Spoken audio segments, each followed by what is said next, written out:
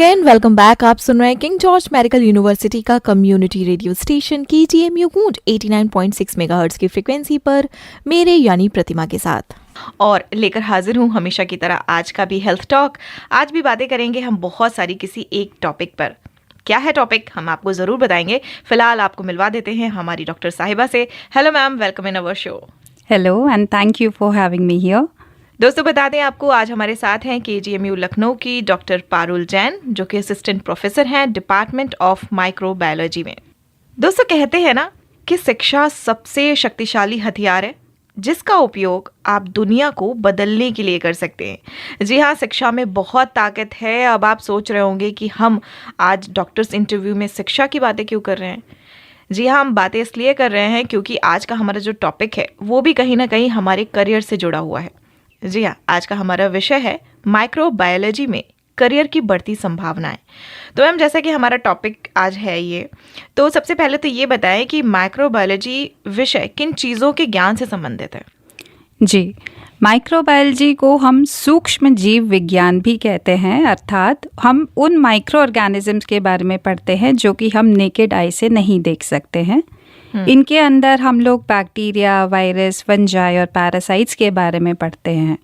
और जैसा कि हम सभी को पता है, बच्चा जानता है कि हर मोमेंट पर हम कई माइक्रो ऑर्गेनिजम्स के कांटेक्ट में आते हैं। लेकिन हर कांटेक्ट एक रोग में परिवर्तित नहीं होता है। यानी हमारे शरीर की जो प्रतिरोधक क्षमता है, जो इम्यूनोलॉजी है, हम उसको भी स्टडी करते हैं। इसके अलावा हॉस्पिटल्स में हमारा एक बहुत इम्पॉर्टेंट रोल होता है, वो है इन्फेक्शन कंट्रोल सर्विसेज। तो माइक्रोबायोलॉजी के अंतर्गत ये सारी चीज़ें आती हैं। जी मैम, माइक्रोबायोलॉजी से संबंधित कौन कौन से कोर्सेज उपलब्ध हैं, इनके बारे में थोड़ा बताएं। जी, तो माइक्रोबायोलॉजी में हर लेवल के कोर्सेज अवेलेबल हैं। यदि हम मेडिकल माइक्रोबायोलॉजी की बात करें तो उसमें हम MBBS के बाद MD कर सकते हैं, जैसे कि मैंने करा हुआ है।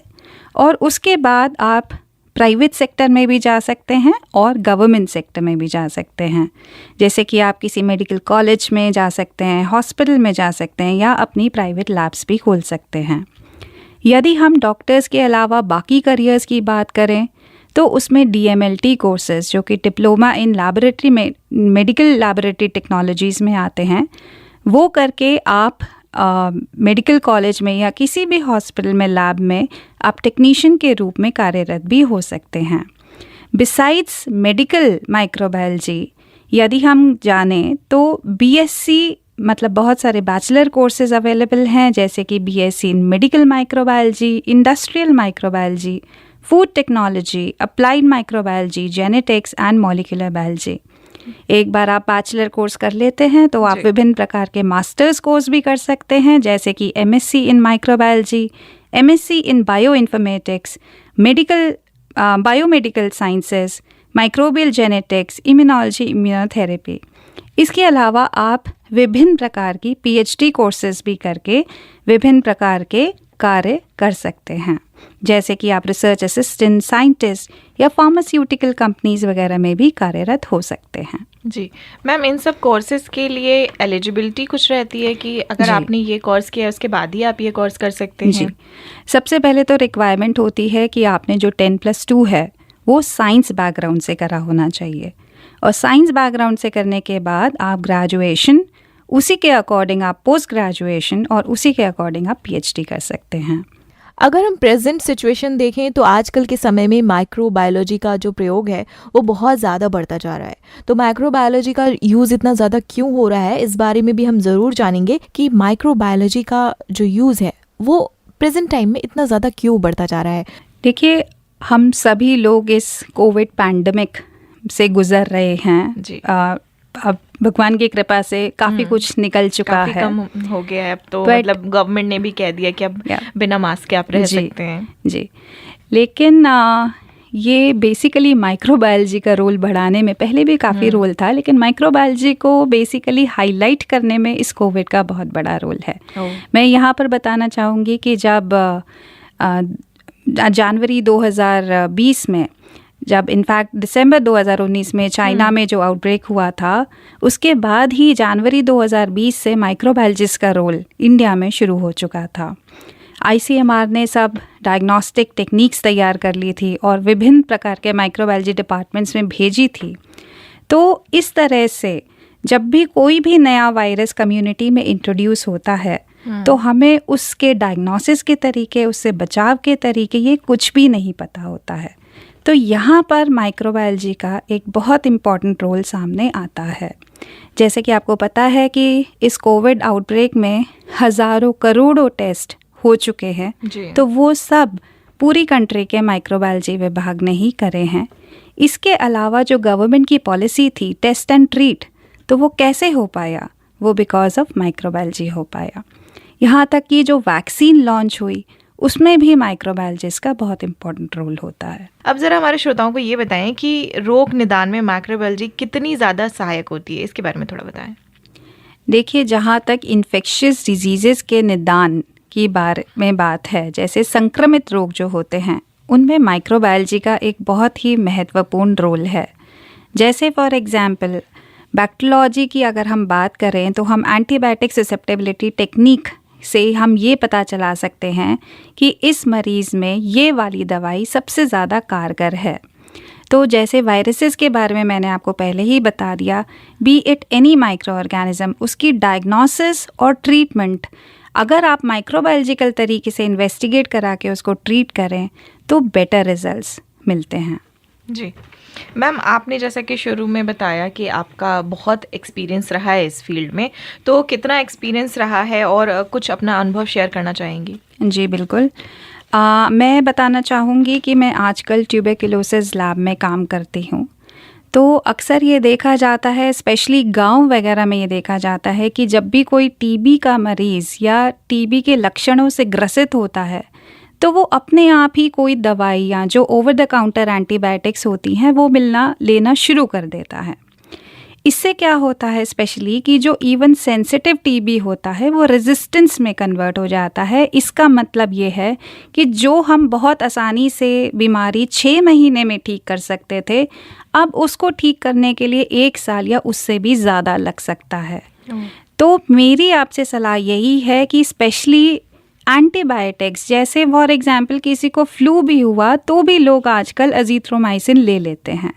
तो हमारी सलाह आपसे ये है कि यदि आपको कोई एंटीबायोटिक लेना है तो डॉक्टरी सलाह के बाद ही लें, और उनको भी यदि ज़रूरत लगेगी तो वो कल्चर सेंसिटिविटी के हिसाब से ही एंटीबायोटिक आपको प्रिस्क्राइब करेंगे।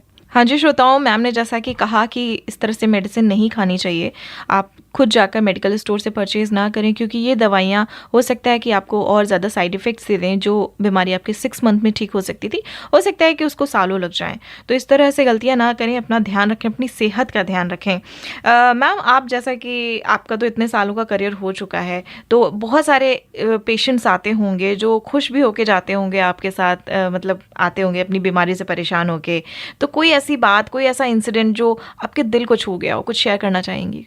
जी, वैसे तो ऐसा काफ़ी होता है कि मरीज़ों के लिए हम अच्छा काम कर रहे हैं, स्पेशली एट आवर डिपार्टमेंट हम लोग काफ़ी अच्छा काम कर रहे हैं। लेकिन मैं एक इंसिडेंट ज़रूर शेयर करना चाहूँगी। काफ़ी साल पहले की बात है, हमारे यहाँ एक 10 साल के बच्चे का CSF सैंपल आया था और उसमें हमने, जैसे हमारे रूटीन होता है, उसकी एंटीबायोटिक सेंसिटिविटी लगा के ये पता चला दिया कि उसमें जेंटामाइसिन काम कर रहा है। तो उसके अकॉर्डिंग बच्चे को दवाई दी गई और वो बच्चा बिल्कुल ठीक हो गया with in a span of 4 से 5 दिन। उसने बहुत अच्छा रिस्पॉन्स शो करा।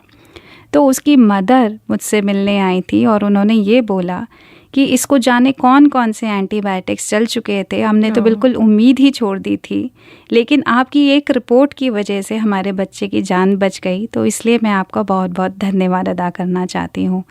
तो ये चीज़ मेरे मन को आज तक छूती है। जी, क्या बात है। और कहीं ना कहीं इसीलिए कहा जाता है कि डॉक्टर्स जो हैं वो इस धरती पे जो है भगवान का दूसरा रूप होते हैं। वाकई में मैम, अब हमारे शो का समय जो है समाप्त होने वाला है, तो चलते चलते और कोई मैसेज देना चाहेंगी? जी, स्पेशली मेरा युवा पीढ़ी को यही संदेश है कि माइक्रोबायोलॉजी एक बहुत ही अपकमिंग ब्रांच है और इसमें बहुत सारे करियर ऑप्शंस उपलब्ध हैं।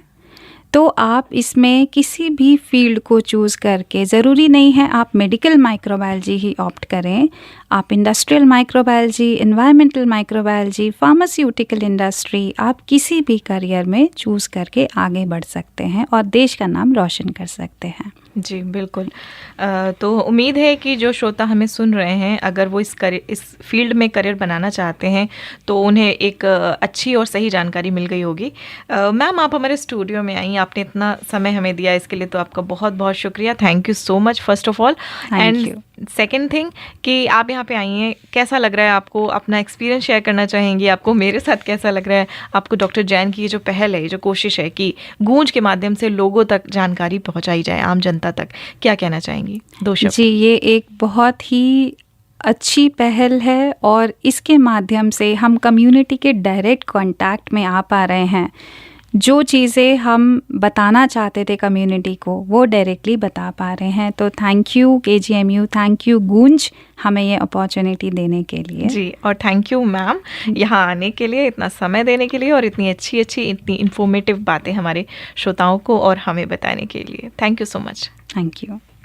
अत्यंत हर्ष और गर्व की बात है कि रेडियो KGMU गूंज आप हमारी फ्रीक्वेंसी 89.6 मेगाहर्ट्ज पर तो सुन ही सकते हैं, साथ ही विश्व के किसी भी कोने में सुन सकते हैं हमारे KGMU गूंज के एप्लीकेशन के साथ, जो अब एंड्रॉइड और iOS दोनों पर मौजूद है।